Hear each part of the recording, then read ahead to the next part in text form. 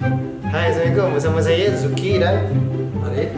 okay, hari ni kita nak main satu permainan di mana challenge ni memang ngeri. Sebab kat tangan saya sekarang ni ada sebiji lemon. Lemon ni kalau kita tahu memang masam, sangat masam. Jadi kita orang akan makan ni, kita akan potong. Yang kita orang makan, kita orang kena makan. Kita orang kena makan. Jangan sampai muka kedut. Maksud dia jangan sampai terpejam mata. Kena relax. Makan sambil relax macam Hoi. So sekarang kita potong. Masuk dulu.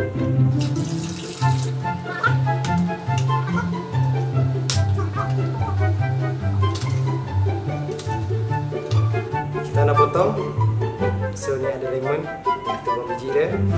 Dia nak kena macam makan dan kunyah dan telan. Lemon limau lah ya. Dia kena macam ni. Standby. Tunggu 2, 3.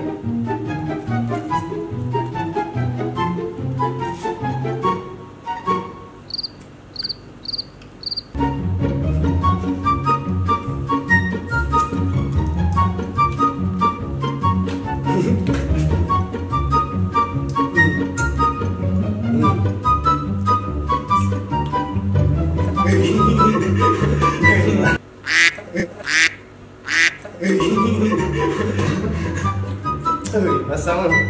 Okey. Ui, masam Macam ni perasaan baby. Ui, macam tu perasaan baby kan. Bila aku dah makan sikit tu aku rasa macam nyesalnya. Okey, itu saja daripada kami. Nak tengok kita orang makan apa pula. Jangan lupa subscribe YouTube saya Zuki.